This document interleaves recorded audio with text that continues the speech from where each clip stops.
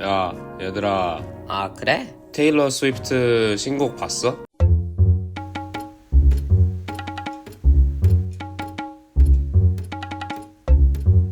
I don't know what to do about all these leaks. These leaks have been happening for years now. They get everywhere. I feel like everyone knows about it. I don't know. I don't want to judge the water based on the leaks. I want to judge it based on the final product that comes out of the faucet, but these leaks are disgusting. They're disgusting. I don't know what to do. Well, the new Taylor Swift album is out.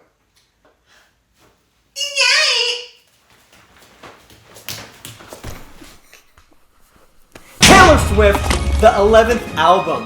The Tortured Poets I Department. was going to ask you what the name was because this is an album that comes about a year and a half after Midnight's. And did she release 2 Taylor's versions in between these time? Yes. Okay. Yeah, so we got Speak Now Taylor's version in July of 23, and then we got 1989 in October of 2023. Sheesh. And then we thought we were going to get Reputation TV No. in February. She blacked out the profile picture. We were like, hold on. And then she said, psych, how about some Tortured Poets for you? Which I know people were like, where's Reputation? But I was like, it's a new album. I don't know what's the big deal. It's a new album. I prefer that. But might we add, she's been on tour throughout this whole thing. No, she started writing this actually shortly after Midnight's came out.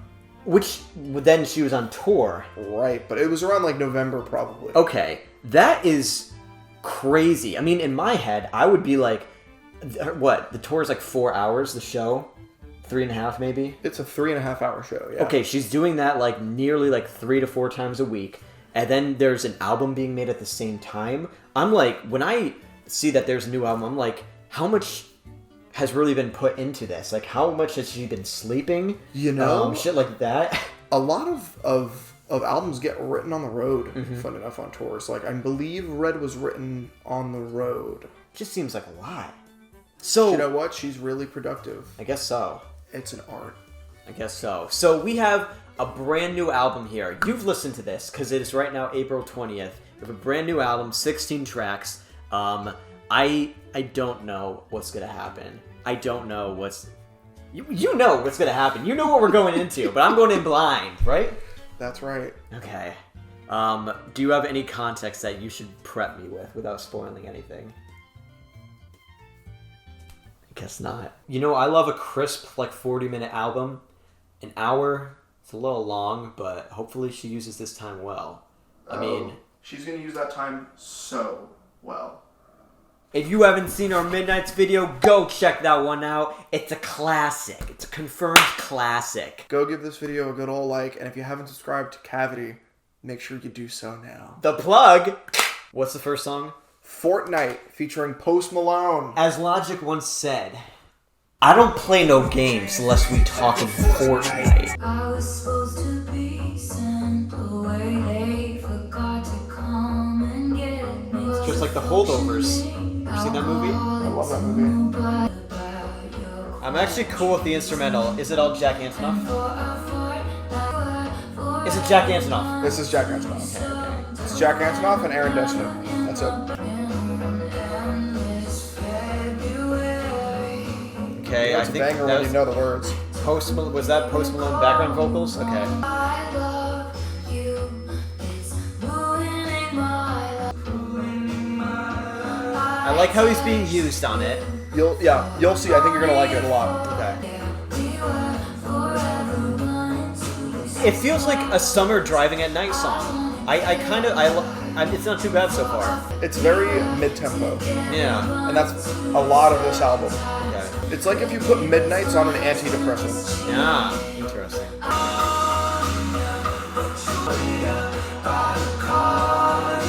Fun, right? Yeah, that was pretty fun. I think I really liked the beginning of the track. The kind of verses and how Post Malone is used in there. For whatever reason, once it peaked, it felt like it wasn't hitting as hard for me. You know, and I thought the same thing when I heard... I mean, I listened to the album when it came out at midnight, and I've been busy since Friday. I mean, it's only Saturday night. I listened Thursday at midnight or Friday morning, technically. So I've only given this album like a spin once or twice, and I already know the words enough That's good. to bang to it, which means it's a certified banger. But I mean, the more I've listened to Fortnite, the more the chorus starts to hit for me at the end. I like that kind of like. I'm really glad the last chorus wasn't for a fortnight again, because then that would have made it like really boring. But the fact that they changed it up and made it like this kind of outro bridge variation of the chorus made it so much more interesting, and the way that it was layered with their vocals and they were shouting, it was good. I wonder, I mean, I kind of wish, just for excitement's sake, that Taylor Swift was the type of artist that started an album like when it first came out without revealing any features, because she's the type of pop artist that can do what a lot of hip-hop artists do, where they put secret features in there, then you're like, oh my god, is that who I think it is? And it makes the listening experience, the first listening experience, really exciting. Who was it on Astroworld who somebody thought it was somebody else, and everybody was like, oh my god, did they get Sam Smith? What is that song about? That song, so I don't know if you know that Taylor Swift had a relationship with Matty Healy. Yeah. Of the 1975. Yeah.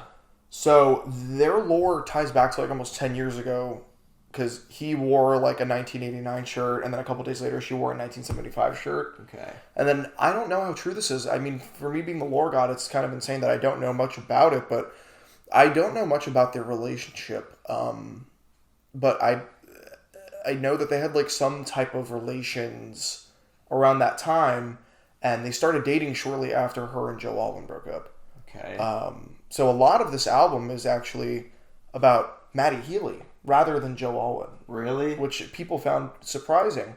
Who knows how much they've talked, or how much, or what their relationship is really about, but like, hopefully it's more complicated than this is an album about like a 2-month relationship. Right. Hopefully. But let's go into the second track. Yeah, I mean, I think... Pretty solid stuff. I have my theory based on what I've been listening to, and I've watched this YouTuber, and if he happens to be watching this, you're a fucking G, and your content is so good. The Swiftologist, I think he's from Singapore. That's their name, the Swiftologist. The Swiftologist. He is like the Taylor Swift lore god. Like, he is so smart, and he's a really good journalist, and his videos are lots of fun, and I learn a lot from him. So I watched his reactions before we filmed this video, and I learned a lot about some lore. And he did these videos about like, we need to talk about Joe Alwyn again before the Torture Poets Department, and we need to talk about Matty Healy again before the Torture Poets Department. And I learned about like their lore, and like he went through like each album and like talked about like the songs in that album that tie to her relationship with Joe Alwyn, and how you can actually see it, and he decodes it in a really impressive way where you're like, wow, that actually makes sense. I can't believe you read into it that well. But that being said, I think we need to get to the next track. I think a good precursor to go into after this song and hearing what you said is that the album is very dramatic. It's very melodramatic. It's very over the top. So let's hit up the title track. The Tortured Poets Department. The Tortured Poets Department. All right. This is a lyric-heavy song, so listen. This beat sounds like I made it so far. Closely. It's like if the Bleachers made a Taylor Swift song. It's what it feels like to me. Who else decodes you? And who's gonna? Oh, I'm not Dylan Thomas. I'm not Paxton. This ain't the Chelsea I don't get the reference. They're poets. Okay. No fucking body. She curses a lot on this album, I'll say that much. Lots of What's the F-bombs. big... Oh, damn. So this line is very controversial right now. Charlie Puth should be a bigger artist. I scratch your It sounds like she said ass crack. I scratch What the fuck? Charlie Puth. You know what? If Lana's already said that, everyone would gag. That's my hot take. I don't know. You know Well, that. let's keep listening. St. the Chelsea Hotel. We're modern idiots. I like this part. But the instrumental's not really hitting. A lot of people really love the production on this one, funnily enough. So I have a couple questions. So the Charlie Puth line is her being like, me and this person agree, Charlie Puth should be a bigger artist. Like after they smoked and ate 7 bars of chocolate. Okay, so whatever, but I get that's cringe because I could be like, people are just like, I don't like Charlie Puth. But one thing I'll say is, the references she does make in the in that song, the 2 poets, and then like the Chelsea Hotel, those are a little more timeless than Charlie Puth, I can imagine. Yeah. Unless she makes a crazy gamble and investment, and apparently Charlie Puth becomes like legendary after this, then then it'll be a lyric that will age kind of weirdly, because it'll be like, oh, the guy who sang, "It's been a long, you just wanna say you turn me on like a light switch." We don't talk anymore. I mean, in general, that song was just kind of whatever for me, honestly. Shall we move to the next track? Yeah, I don't know. You can say this one because I think it's one of my favorite titles to say. My boy only breaks his favorite toys. And our days are wild. The sickest he breaks his favorite toys. I'm queen! This reminds me of like 1989. A lot of people say like this sounds like 1989 Vault. I know I'm just repeating myself. What's she talking about? Talking about being like a toy. Oh, like Liability, the best song of all time? Sorry! Just gotta say that. That does kind of sound like a B-side to me. And I'm gonna say it. Sorry. Most of those lyrics. Sorry, Lord did it better in one line. I am a toy that people enjoy till all the tricks don't work anymore. That's all you gotta say. But she kind of extended that to a full song. Yeah, I mean, for her, it's more of like the concept of like how somebody you love so much can also, somebody that you love so much, you can be their favorite person or favorite thing, but they always somehow might break you. I I'll admit, one line I really don't like that I think is just a little too like on the surface, a little basic is "I'm queen of sandcastles he destroys." I'm the queen. I mean, for me, it was like she didn't do too much with the imagery of toys. Like she didn't do anything too creative with it. Instrumentally, it was kind of forgettable. Yeah, sorry, I'll admit it's the one that stuck with me the least. So far, on the whole album. Oh, so far. Oh wait, on the whole album. Oh wow, the third track. That's kind of rough.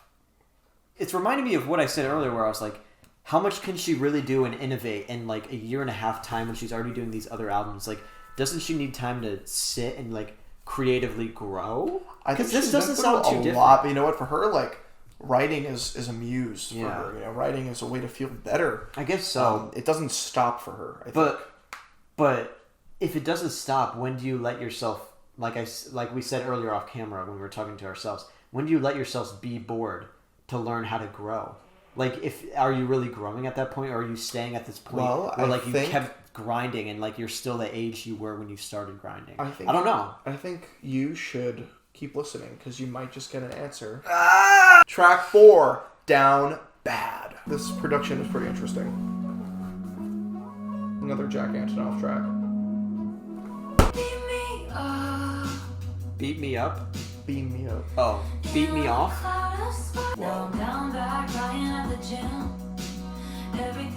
I like her delivery. It weirdly feels like a confident kind of, because she's kind of like doing she's confident and like I'd rather die than not be with you. Okay. Hear that distorted synth?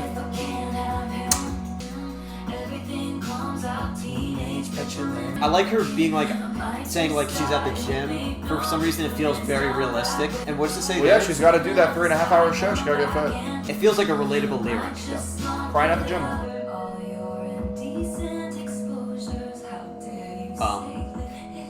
It's over. Okay.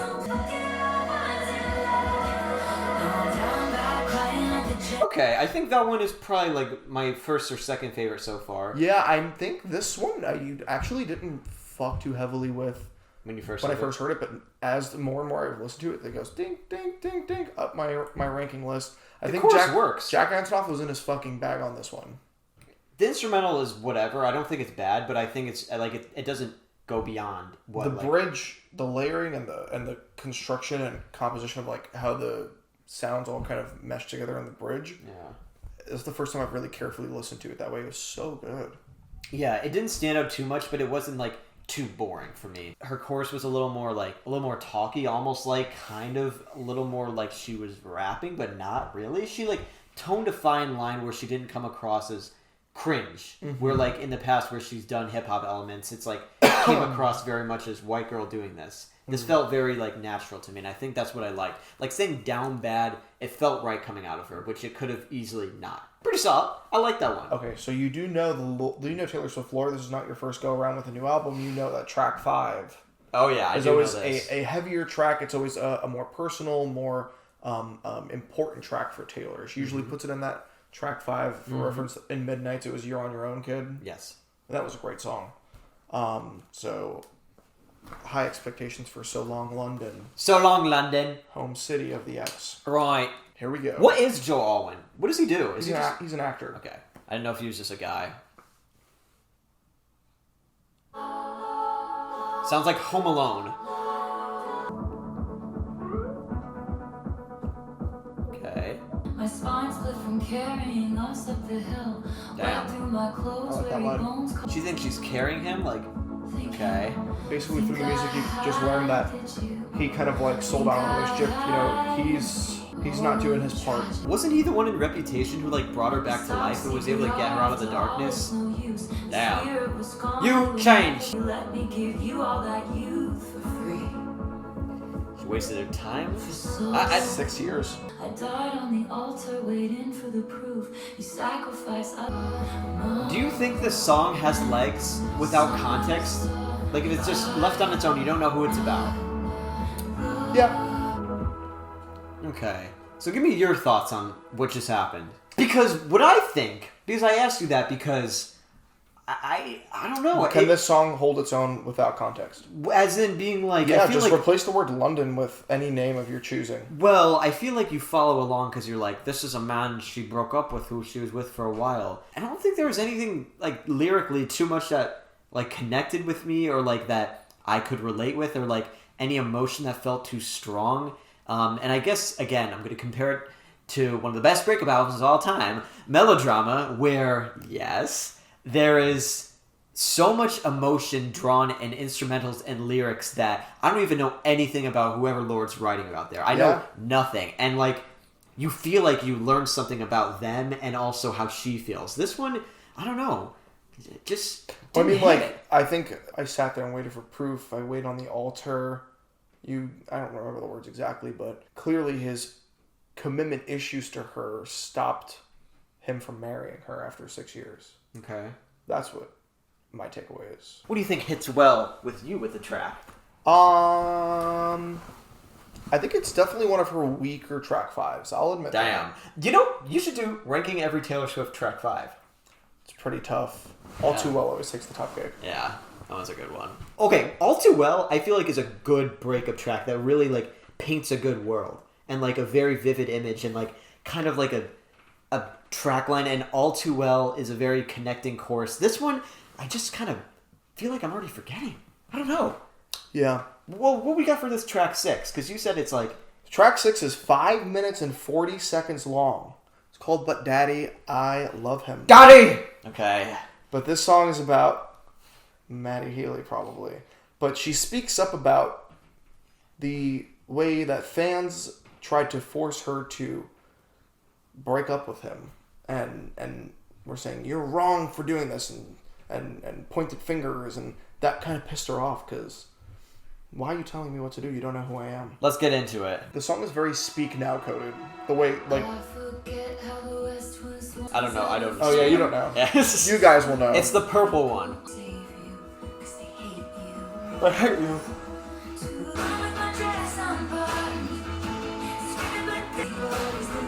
We gotta do something different, Jack. We gotta do something different on the turntables. That's what I'm saying. Told you. Yeah. I haven't even heard all the Jack Antonoff. Like that Clara album I haven't heard. I'm sure it's exhausting. Lord? She's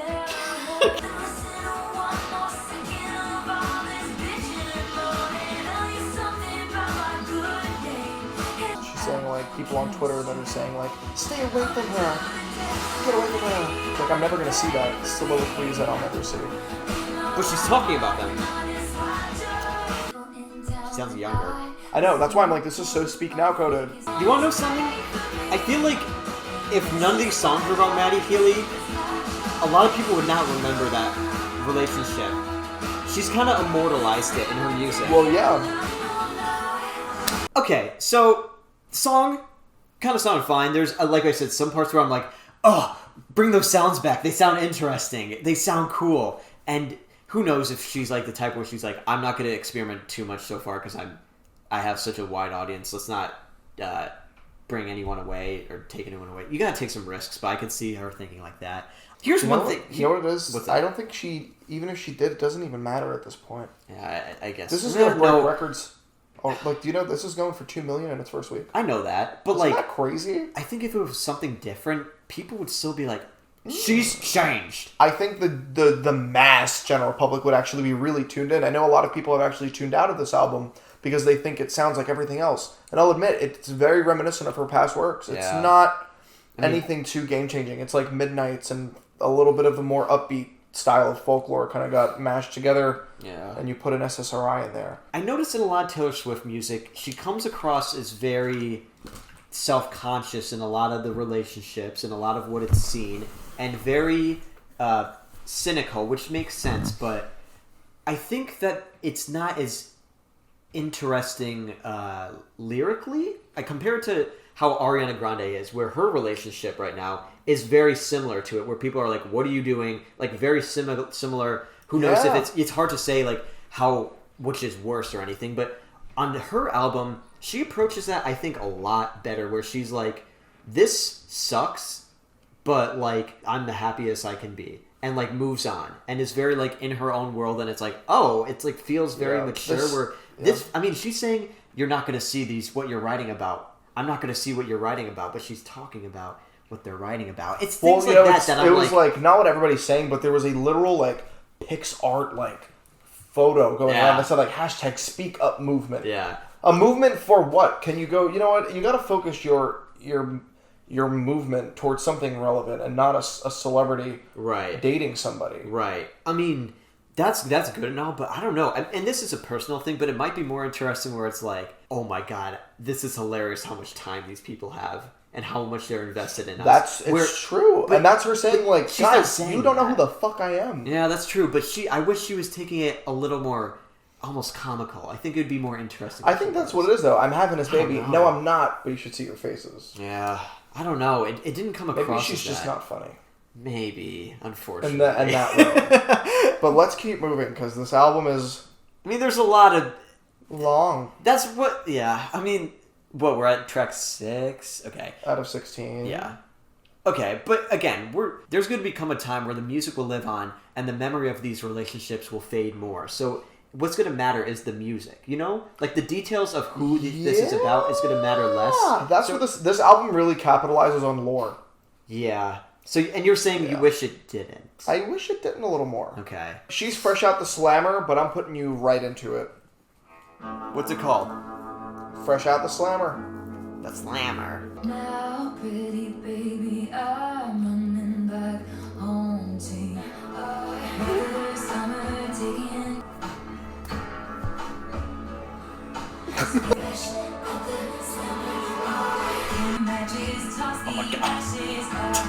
Oh! And it seems like she's been fantasizing about Maddie I know. for a long time. What's going on?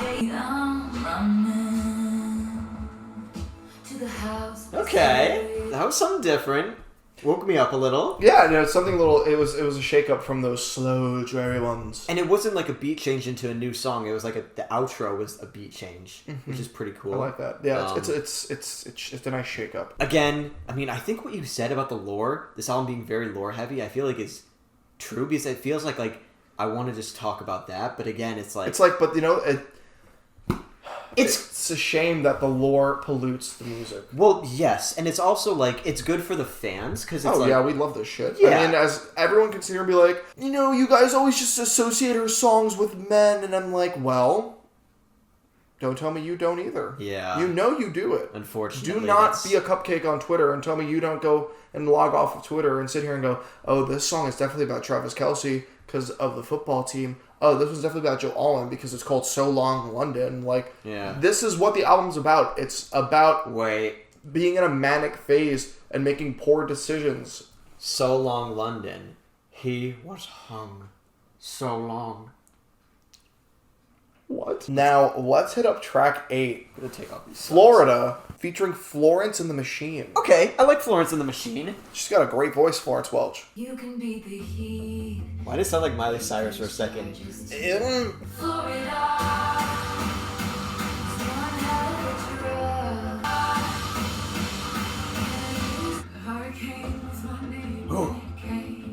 How do you like it?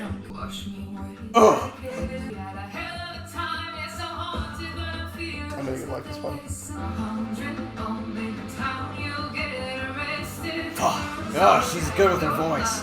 Emotion comes out so strong in her voice. I want to explore those like loud drums more. I want to see her do more of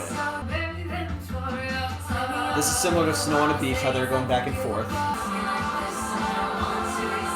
It makes sense. I feel like a lot of people go to Florida and forget about the rest of the world. They forget to exist. I like that we did a little something louder. We went with the drums and we said boom, boom, boom, boom. I think this is a nice shake-up. I think we're getting into a little more of a different territory. Cool, because we need that. I wish it did a little more, but I can't be too picky. What is her full name? Florence Welch. Oh my god. From Florence and the Machine. Unfortunately, I feel like she kind of vocally blew Taylor out of the water. Well, she's going to vocally blow a lot of people out of the Yeah. water because she's a fucking queen. Yeah, I mean, she didn't do anything crazy with her voice, but she can draw emotion out of it really well. Like she has these like squeals and high notes and these breathy, brassy voice moments. It's very that are brassy. Just so good. The next track is a personal favorite of mine off the record. First listen, I was like, yeah, I like this. I like this a lot. Let's get into it. That's all I want to hear. Guilty as Sin? Question mark. What track is this? 8? 9.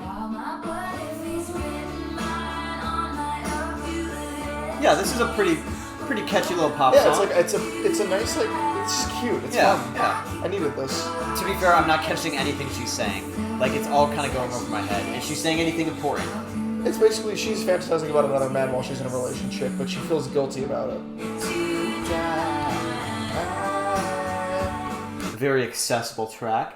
Made sense. If sounded pretty good, you could probably play that around your parents and they're like, pretty good. I just think it's catchy. I mean, a lot of these It is catchy. songs, actually, I feel like they're not very singy. They're very chanty-speaky. Yeah. So this is one of those singy tracks, and we have, like, you know, chest voice to head voice in the chorus, and, like, I like the way that there's this melody is nice. I like the way this guitar sounds. I like the drums that are spanking at the end. Like, it's good.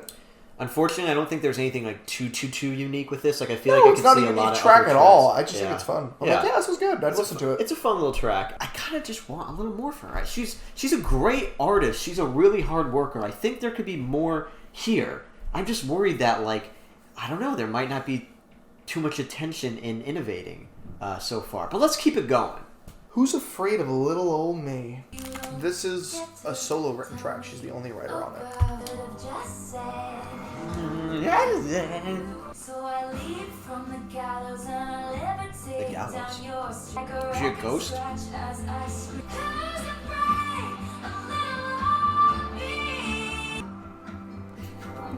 I'm not buying it. You gotta be a little scarier, Taylor. I see what you're doing, but come on. You can scream a little louder. Why does it remind me of Reputation?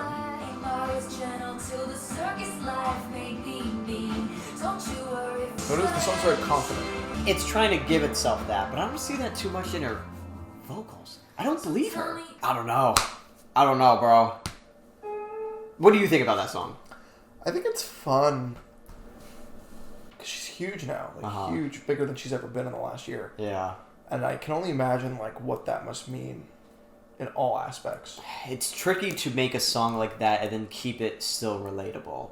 You know? Yeah. Because it unfortunately, when you are at that position, you become extremely unrelatable to the rest of the population. I mean, I think it's interesting what you said about this album being very lore heavy, because I think, unfortunately, that's the most interesting thing about it, less than the music. Track 12. I Can Fix Him. No, really, I can. Alright. They shake their heads saying God help her when his hand so callous from his pistol softly traces hearts on Billy. I can, How so? I can, Oh, really? Tell me more. boy, that's right. They'll lift a finger, I can fix him. No, really, I can. A different sound for her. Slow, sultry. I mean, it's still- kind of country western vibe. Yeah, it still sounded like it fit on the album. It wasn't Absolutely, too yeah. crazy. When you first listened to this, how were you feeling at this point? Were you like, okay. I was like, oh, okay. Like, yeah, I was, my first impression is always kind of mid. Yeah. unfortunately, like an album really needs to hit hard for you to be like, whoa, bro. at first. I'm honestly not getting too much poetry. It's not supposed to be poetic. But what's up with all the poems that she's posted? I don't know. I don't know. Yeah, it feels like the same kind of writing that she's always done. Yeah. I'm getting tired. This album's so slow. LOML. Who's gonna stop us from waltzing back into rekindled legendary? You and I go from one kiss to get in your suit and tie in the nick of time. Then time. Don't lose me, Taylor. Katy Perry? Did she just say Katy Perry? No. Are you sure? It's a song. It's a song about Losing love. And getting ghosted. he ghosted me. Bro, okay, this album didn't need to be 16 tracks. Like, that would be a cool little B-side that's like, oh, this is emotional, that someone's like, it could have been on the album, but I see why she didn't. Yeah. 16 tracks is a lot. You have, I don't know, it's starting to make me feel a little weird. Like, we're just going through, like, okay, here's one thing. I appreciate and understand a lot when an artist puts out a lot of music that they're like, hey, just go crazy. You don't have to listen to everything. Like, I'm just putting music out. Mac DeMarco did that with 7 Hours. Like, no one's listening to that. But, like, it's like, you can just have it. Go, have fun. I appreciate that. I guess the intention is just to put out as much music as possible. Like, she's putting it out for the fans. She's not putting it out to make, like, a concrete... This album is really for the Swifties. Yeah. It's not for Kevin Dooley. I guess not. Which, there's, I guess, something to it, but... I can still listen to this, you know. I can still, if it's not for me, I can still listen to it and have that opinion. Mm-hmm. And I would say that. I think it's time to go to the next track. I Can Do It With a Broken Heart. What do you think this is going to sound like? I don't know. The way you say it makes it sound like, I don't know, Skrillex? Let's hope. Oh my god, stop. I'm a real tough kid. I can handle much lights, camera, bitch, smile. Even when you wanna die with a broken heart. Okay. And I think this is something to brag about. That you're like, I can put on these shows when I'm fucked up. Yeah. Okay. Why wasn't this song in the first half? I think it had to happen here. I'm so depressed, I act like it's my birthday. Every place. I like that line. Me too. I understand when you're like, that needed to happen there to just keep us alive. I feel like we kind of went over everything the song had to say by the end of the first chorus, you know? Fun. Bop. Oh, come on, there's more to that. What was the most takeaway lyric that you had there? I really love I'm so depressed I act like it's my birthday every day. Yes. Yeah, that one makes sense. I feel like a lot of people are depressed on their birthday. They feel like it's weird to be a little older. But No, it's the contrast of like acting like it's your birthday every day, but you're so depressed. I read it as being like, it's your birthday, you're like, I'm getting a little older. And some people might feel a little weird about that, but they're like putting on a good face. It's like, thank you for being here and everything. They're saying like I'm so depressed, but I go on stage and act like it's my birthday every day. That's how I interpreted it. I like my interpretation better. Still feel weird. I don't know what this album's doing to me. It's like, I feel like there's like static in my stomach. Ugh. Let's keep going. 14. The smallest man who ever lived. They just ghosted you, the smallest man who ever lived. I thought he was so long. Stabbed me with your push pins. Oh! Oh, Ratty Healy. It's about Ratty. Beyond. You treat her like an also ran. A what? I don't even know. Do you think she wants to immortalize him like this? I guess she was really in love with him. Wow. What did he do? Well, I have an idea of what he did based on... He ghosted her. He said, I love you, I'm gonna marry you, and I want to have children with you. And then he literally left with no warning. That's called post-nut clarity. Hopefully, hopefully she doesn't care about this, but if she does care about, like, trying not to immortalize someone in a song, She did it. she did it, unfortunately, forever, because what I said earlier, like, I feel like a lot of people if she wanted the public to forget about the relationship, she probably would never have to speak on it again. I don't know if she necessarily cares about that, which is fine. But if she doesn't want to be defined by men or known for being like in these relationships or like criticized for it, fortunately, I feel like writing about it is the way to start. I don't know. I might be thinking about it in a fucked way. I mean, she can write about it whatever, but she doesn't want people to know about it. I don't know. Maybe she does. Yeah, maybe she does. I mean, I can assume that she does if that's kind of... Let's hit up one of my favorites on this album. Track 15. The Alchemy. See if you can pinpoint who this song is about. White lines? Oh, she said like cocaine. She would never. She's never done it.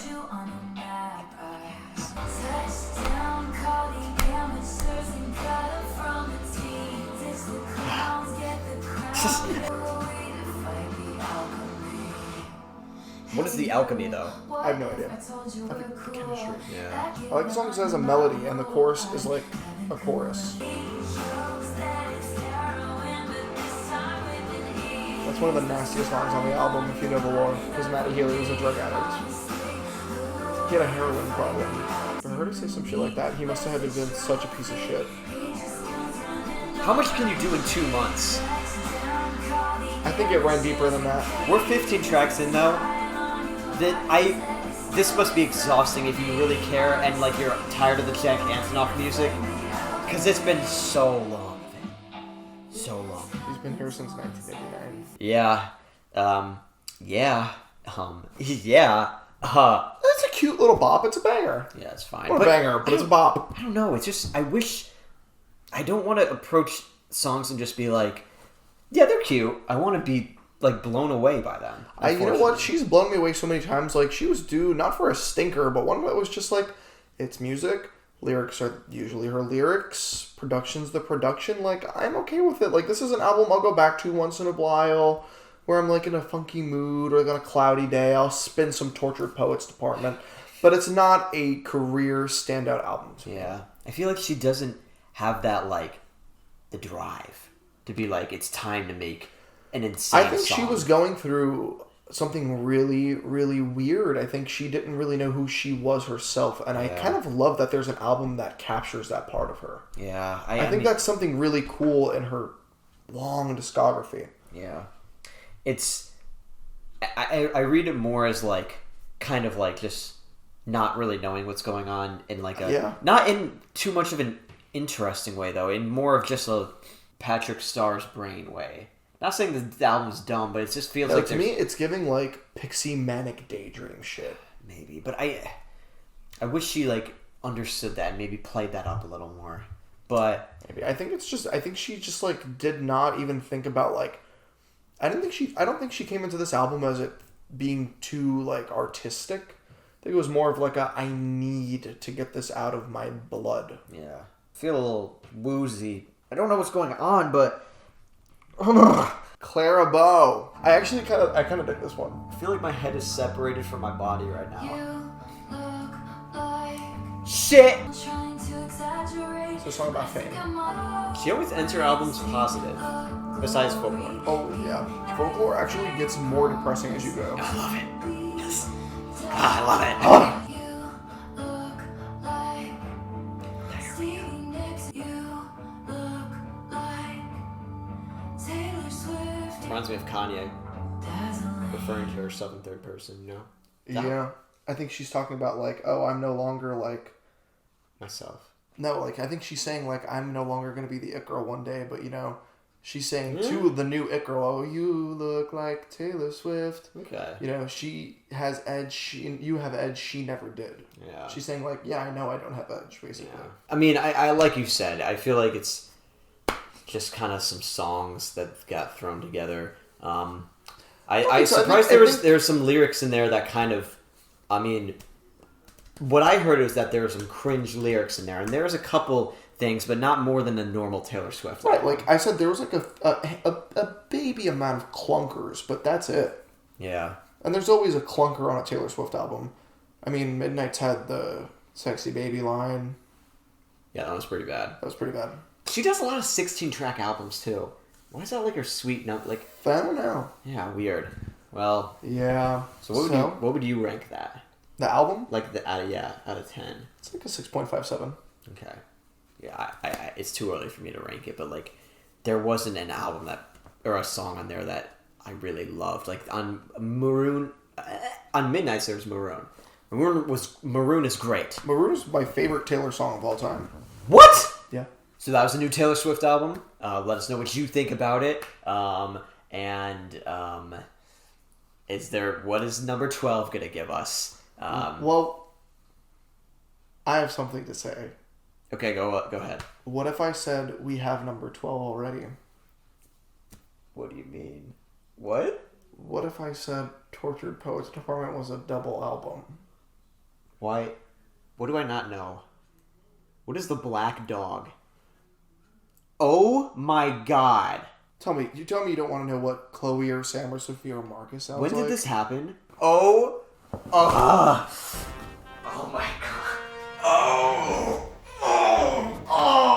What's happening? Oh god. Stop!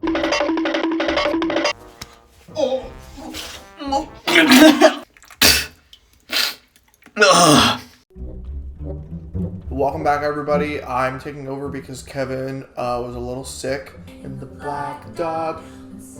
I think the Black Dog is the bar that they used to go to.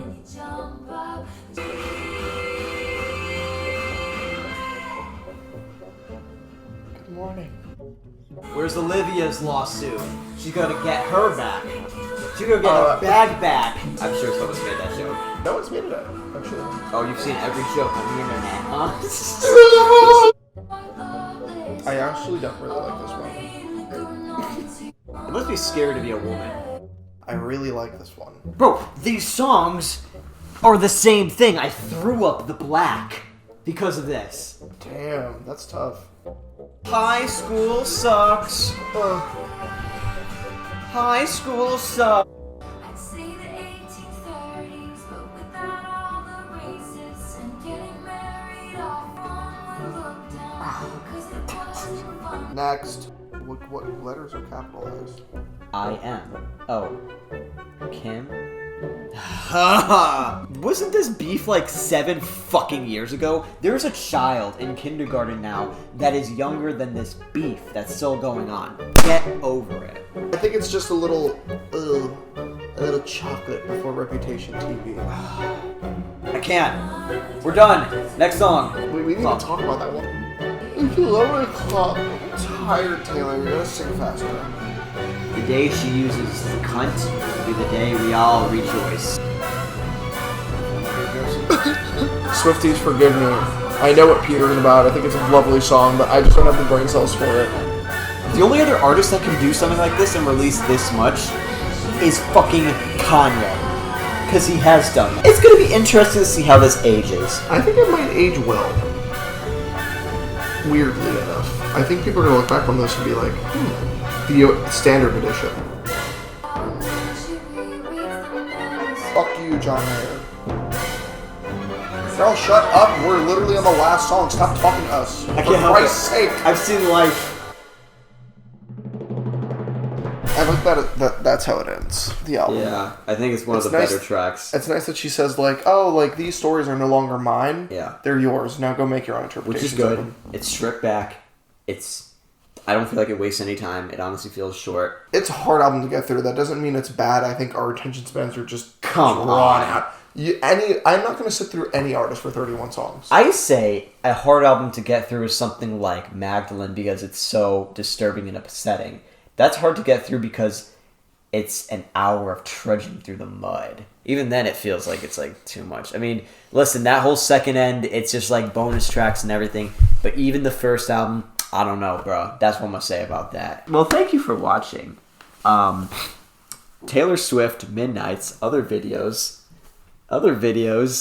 on the way.